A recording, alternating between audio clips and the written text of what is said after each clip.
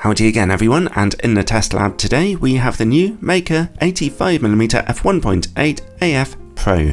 Don't mix it up with their older version of the lens which has an altogether different design. This is the new Pro version. Meike have been offering a number of autofocus lenses in recent years and this is their latest.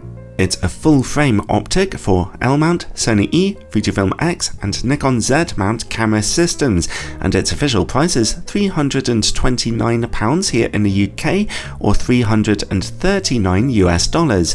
There's an additional 15% off at the moment, but only for a limited time.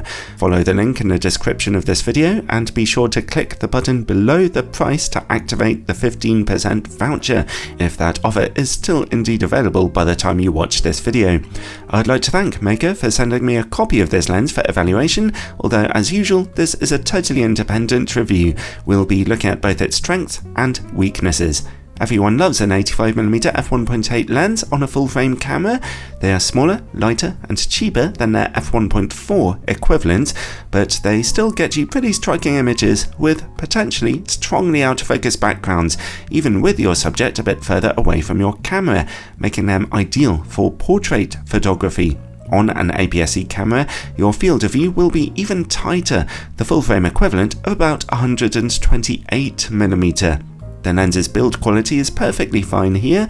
It tips the scales at 400 grams or nearly a pound, so while it has a bit of weight to it, it's not heavy. It's mostly made of plastic, which has a slightly cheap feel to it, but is perfectly solid enough. It's all built on a metal lens mount though, with a USB-C port for future firmware updates and a lovely bright orange weather sealing gasket, which looks really cool. Then we get a plastic aperture ring which turns with gentle clicks to it. However, the force needed to click it out of A, or camera controlled mode, is a little bit stronger, which I really like to see. It helps to prevent you accidentally setting it to f16 when you're controlling the aperture with your camera. That is followed by a little auto manual focus switch and a plastic manual focus ring. The focus motor responds quite well to that focus ring being turned, and even better, the lens displays very little in the way of focus breathing, and that could be helpful for video makers. The lens's autofocus motor works silently and accurately, having no problems with subject detection or autofocus tracking modes. When shooting in single-shot autofocus mode on my Sony camera, the autofocus speed was just a little on the slow side, but perfectly fine for most users. Switch over to autofocus continuous mode and it noticeably speeds up, so for a low-budget lens, that's a reasonably good performance. The lens's filter thread size is 62mm wide and it comes with a fairly deep plastic hood. All in all, the build quality is absolutely fine here. More expensive lenses will feel a little tougher and have an extra feature or two here and there, but still, it's working perfectly fine, and a nice little bonus is the lens's low focus breathing, which can be useful when shooting video. Alright, let's see about image quality. We'll start by testing it on a full-frame camera, the brutal 61MP Sony a7C-R. In-camera corrections are turned on for this test. If you want full-frame images zoomed into the 42MP ratio of my older reviews, by the way, for comparison purposes, then you can find a link to a special unlisted video in the description below. Straight from f1.8 in the middle of the image, we see absolutely amazing picture quality, excellent contrast, razor sharpness. It doesn't get any better than this. The good news is that sharpness continues across most of the mid-frame.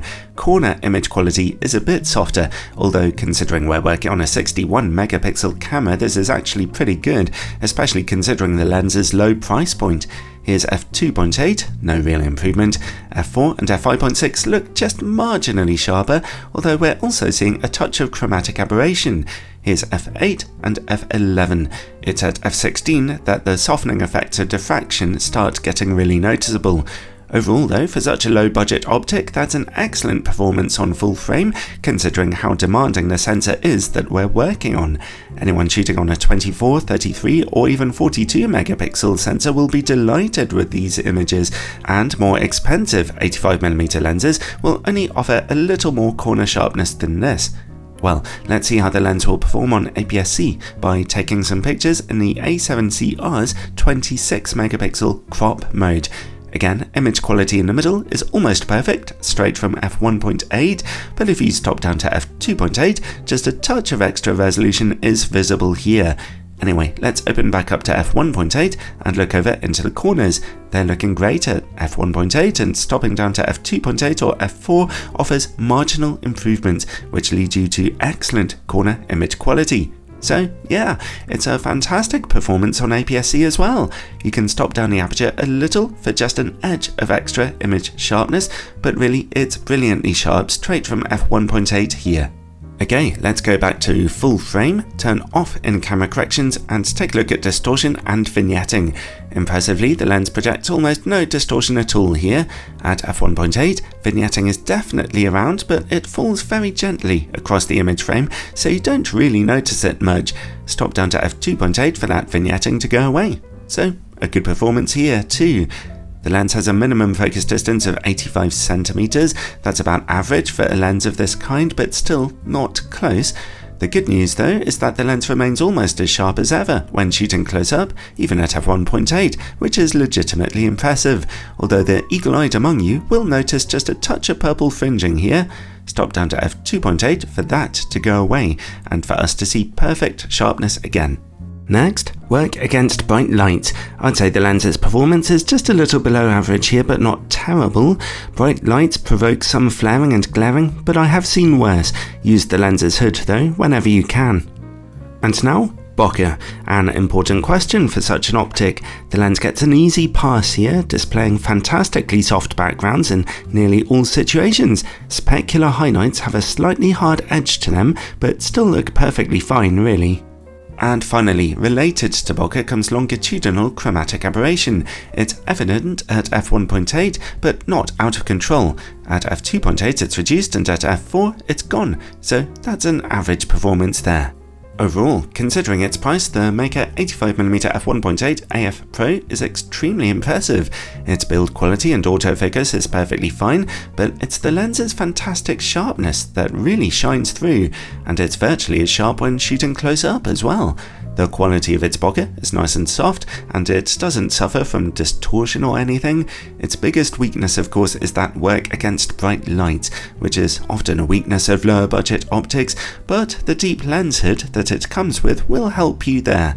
If you can get past that flaring issue, then this is probably the best low-budget autofocus 85mm lens on the market today, and probably the best Meike lens that I've ever tested, so it definitely comes recommended.